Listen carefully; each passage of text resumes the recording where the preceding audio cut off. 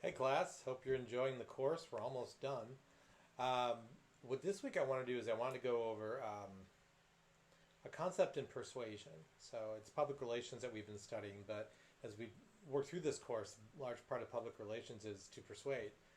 Whether we persuade through informative measures or whether we persuade through other persuasive measures, that is the goal. As we've talked about quite a bit, we're in a culture and a society now where persuasion has a very difficult time breaking through because of a lot of other noise, a lot of other things that are going on. Um, if our goal is to persuade and to effectively persuade, there are different ways to go about doing this. So I wanted to talk to you a little bit about affirmation status theory. It is a concept that basically suggests that if you if you are at issue or at odds with someone or a group or whatever that may be, you're not going to get a fair hearing on your position if you come across as obstinate from the very beginning. You want to somehow let that individual or that group know that they have a seat at the table. They have a right to think the way they do. They're maybe not even completely wrong, but here's why I think that this might be a better idea. It's a very basic concept, but something that's kind of missing in public policy and communication these days. So, a few things. Let me just read off a couple headlines that were put over the past few years. These are headlines. These are not editorials. They're headlines, news headlines. Um, Trump's vision for American history: education is a nightmare. Millions of children may miss pandemic food aid as states scramble to meet Trump mandate. Trump didn't just banish a baby, he banished a mother. Trump pretty much admits that he expects servicemen to be rapists. Donald Trump's wrong. Mexicans aren't going to rape you. Okay, those are real headlines from stories.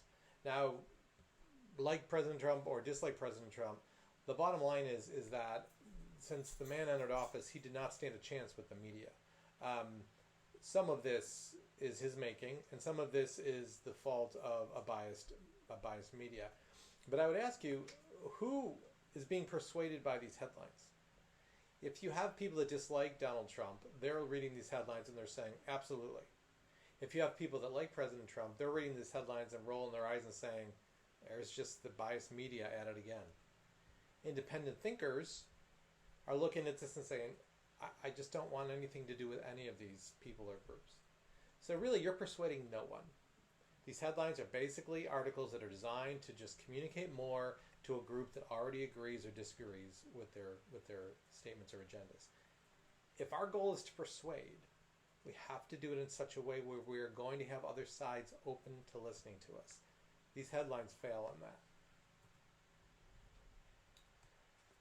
In the self-affirmation journal article, Ben Dursky talks about resolving ideological conflicts through doing this. So we're just going to talk a little bit about this. So Steele in 1988 coined self-affirmation theory as the motivation to protect the perceived worth and integrity of the self, making people resistant to threatening information. Okay, this includes ideological opposition and lack of compromise over sacred values. Overall, what he argues is that as human beings, we get our self-worth and our integrity from our positions and our views. And if our positions and our views are challenged, and challenged in an aggressive way, we as people become defensive because this challenges our values. And when our values are challenged or what our identity is challenged, it begins to take away from our confidence as individuals, which is why we tend to be cagey. So that is what Steele is saying, and basically in confirmation, if you can affirm someone's status either directly or indirectly, it makes it easier to then disagree with them. Okay, it talks a lot about self-esteem. The overall goal of self-esteem is to protect our image and our self-integrity, like we said. The biases that people can exhibit can be held in check if we can affirm them in other ways. Two methods of affirming. We can affirm directly, okay, acknowledging that someone who disagrees with us certainly has a seat at the table and has a right to their opinion, and that they may have some validity in where they're coming from. You may disagree with an argument, but you are basically saying, but you know what, you have some validity here. Basically what you're doing is you're listening, right? You're telling these folks that I'm going to hear you out. That's sometimes what people simply want, is they just want to be heard, all right, instead of just being told that they're wrong. A second way to affirm is to acknowledge success in another area. We'll get into that in a little bit. Affirming the value of self in an alternative domain reduces divisiveness. Okay, for instance, every Thanksgiving your mom burns the turkey. Okay, she's a great cook, but for some reason she burns the turkey. So one year your siblings bring you together and they're like, we got to talk to mom because this can't keep happening. And your dad's like, I'm not talking to her, you talk to her. And so you all finally say, Mom, you know what? You're a fantastic cook. For some reason, turkey's not your thing. Don't understand why, but why don't we have Dad do the turkey and you can do all the desserts and we'll all chip in together and bring the other things. You're a great, great, great cook, but turkey just isn't your thing, right? She's going to think to herself, well, they're kind of right. Right, but we haven't stripped her value. That is a very pedantic way of explaining this. However, that is at a very basic level. That's kind of what affirmation status theory is. You're affirming their status while disagreeing. Okay, so who cares, right? So you're thinking, all right, what does that have to do with public relations? Well, it actually has a lot to do with public relations because it's been adopted by communicators. In the article that we read, Bendersky applies this to political ideology. So she does some tests with the Tea Party. The Tea Party was a pretty aggressive political movement that, if you look at their positions, if you're a conservative, you would agree with a lot of them. If you're not a conservative, you can at least understand the merit of them. I think the issue with the Tea Party is how they went about doing this. So she took a look and she did an exercise where she picked out two different groups of Tea Partiers during the government shutdown. And she sent an email to one group, starting off by affirming their status and saying, basically affirming that what they stand for has some respectable attributes to it. And then has a piece asking if they would consider opening the government back up. Another email was sent out to Tea Partiers without that paragraph of affirmation, just asking if they would open the government back up.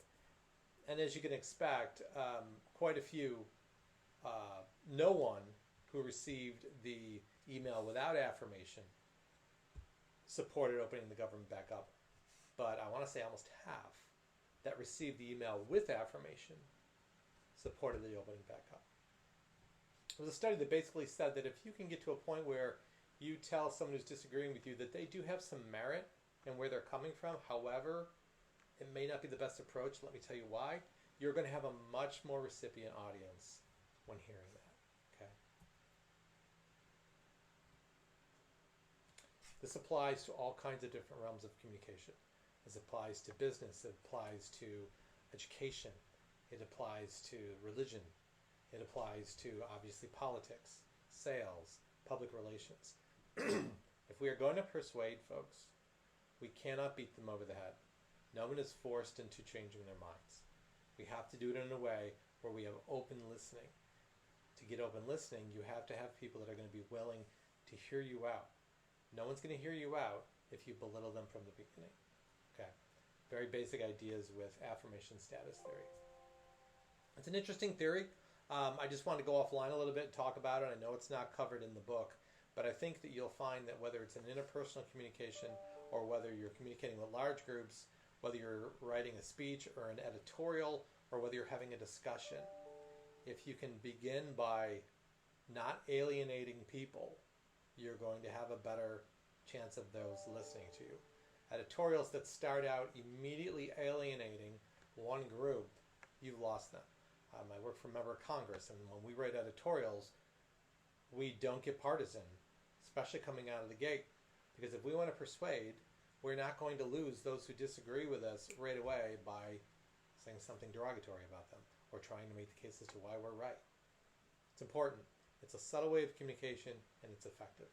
So I just want to talk a little bit about that, and I hope you all have a great week. Thanks.